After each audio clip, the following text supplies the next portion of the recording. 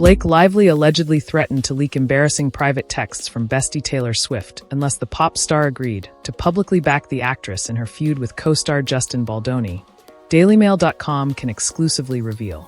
The explosive revelation appears in a legal letter filed Wednesday by Baldoni's lawyers, in response to Lively's request to quash their subpoena to the singer. The court filing alleges that the Gossip Girl alum had tried to pressure Swift, 35, to issue a public statement in support of her, and urged her to delete text messages between them during her escalating legal battle with Baldoni, 41. The latest twist sheds further light on the collapse of Lively and Swift's once-close friendship, which has gone cold amid the actress's high-stakes lawsuit involving the actor. Since then, both Swift and Lively have been subpoenaed for communications about the case, despite the superstar's attempts to distance herself from the furor. In the letter to the judge obtained by DailyMail.com, Baldoni's legal team, led by Brian Friedman, hit back at Lively's wrong claims that the proposed subpoena to Swift seeks irrelevant documents. Friedman argued that it aims to obtain information relating to witness tampering and evidence spoliation. Specifically that Lively had attempted coerce Swift into publicly siding with her. According to the letter, Baldoni's attorneys received information that Ms. Lively requested that Taylor Swift delete their text messages, which, according to inside sources, may have contained details from over a decade of friendship, relationships, and private confidences. It also claims Lively's lawyer Michael Gottlieb had contacted Swift's attorney and demanded that Ms. Swift release a statement of support for Ms. Lively, intimating that, if Ms. Swift refused to do so, private text messages of a personal nature in Ms. Lively's possession would be released. In response, Swift's reps purportedly addressed Lively's inappropriate and apparently extortionate threats in at least one written communication sent to Gottlieb, according to Friedman. It is those communications that Baldoni's team seeks to obtain by way of subpoena, as they would evidence an attempt to intimidate and coerce a percipient witness in this litigation, the letter states. Swift, whose hit song My Tears Ricochet was featured on the soundtrack of the 2024 film It Ends With Us, was pulled into the roller coaster saga earlier this year when Baldoni filed a $400 million countersuit accusing Lively and her husband Ryan Reynolds of defamation.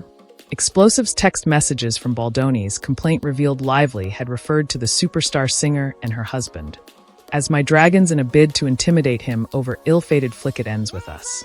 Since then, Swift has reportedly been trying to distance herself from the scandal, as well as her friendship with Lively. Those efforts have included icing Lively out of her inner circle, while boyfriend Travis Kelce has unfollowed Reynolds on Instagram. The new revelation marks yet another bombshell twist in a case that has dragged in multiple A-listers and resulted in some legal zingers, among them Lively's dragon claim. The mom of four has also been accused of failing to read the novel on which the movie is based until well after filming started and forcing Baldoni and his family to sit in the basement during the premiere due to her refusal to be in the same room as him. On top of that, some of her allegations have begun to look dubious, such as the claim that Baldoni had nuzzled her neck and told her, "You smell so good," during a dancing scene. Although the mom of four claimed it had been filmed with microphones off, DailyMail.com obtained raw footage that showed the sound was on and that the conversation had instead been about the scent of Lively's fake tan. Attention has now turned to who else could be subpoenaed in the case, with Reynolds odds-on to have his communications scrutinized by Baldoni's team. Last week, speculation arose around Swift and Reynolds' friend Hugh Jackman with reports saying that they too are facing a legal grilling. Swift is reportedly furious over being dragged into the case and has not been photographed with Lively for months. Last week, her boyfriend Travis Kelce unfollowed Reynolds, who is currently celebrating his soccer team Wrexham's promotion to the English Football League Championship, in yet another sign that relations between the two couples have cooled. Although Kelce is unlikely to be slapped with a subpoena, one person who has already got one is publicist Stephanie Jones, who is also being sued by Baldoni after she allegedly turned over a phone belonging to his publicist and her former employee, Jennifer Abel. The messages on the phone between Abel and crisis PR Melissa Nathan were later used as the basis for Lively's claims of a smear campaign, although Baldoni's team hit back, saying the texts were selectively edited and released the conversations in full. Jones denied handing over the texts as a favor, arguing in court papers that she turned the device over only after receiving a subpoena last October. But her claims led to fresh embarrassment for Lively after DailyMail.com revealed the subpoena had arisen from a sham lawsuit filed by her company Vanzon against Anonymous Does 1 to 10, which was dropped before the 37-year-old's sex assault case was filed. The revelation prompted a furious response from Baldoni's lawyer Brian Friedman, who described the Vanzon suit as a sham. MS, Lively's and Mr. Reynolds' company Vanzon had nothing to do with this case, and they knew it, Friedman said in a statement. This sham lawsuit was designed to obtain subpoena power without oversight or scrutiny, and in doing so denied my clients the ability to contest the propriety, nature, and scope of the subpoena. There is nothing normal about this. Officers of the court have a duty of candor to the court and an obligation not to file fictitious lawsuits that have no basis in fact or law. This was done in bad faith and constitutes a flagrant abuse of process.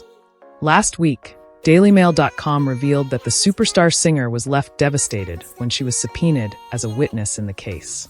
Despite putting on a brave face in Philadelphia this weekend, reportedly joining her boyfriend Travis Kelce and their respective moms for a Mother's Day lunch, it is understood that Swift, 35, has been completely floored by the legal escalation and is now very upset. And not least because she feels betrayed and exploited by her longtime friend, Lively. Up until this year, Swift counted Lively, 37, among her closest confidants.